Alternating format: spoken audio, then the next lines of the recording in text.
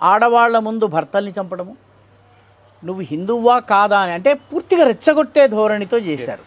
So దానికి మనం జవాబుగా మనము పాకిస్తాన్లో ఉన్నటువంటి 9 ఉగ్రవాద శిబిరాల మీద దాడి చేశాం. ఎందుకంటే మనం దాడి చేస్తామని తెలిసి చాలా ఉగ్రవాద శిబిరాలు వాళ్ళు ఖాళీ చేశారు.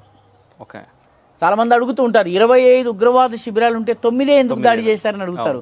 మిగతావి వాడు ఖాళీ చేసి ఉగ్రవాదుల్ని ప్రజల్లో కలిపేసేశారు వాళ్ళు. మీరు వెళ్ళండిరా మీ ఊరికి వెళ్ళిపోండి అట్లా అని.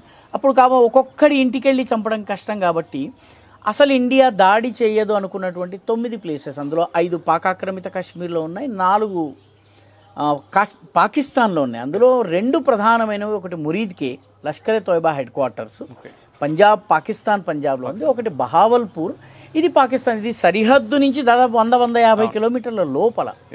అంత లోపలికి వెళ్ళి కొడతామని వాళ్ళు ఊహించలేదు. సో మన దేశం అది కొట్టి మనం కొట్టగలము అని చూపించింది.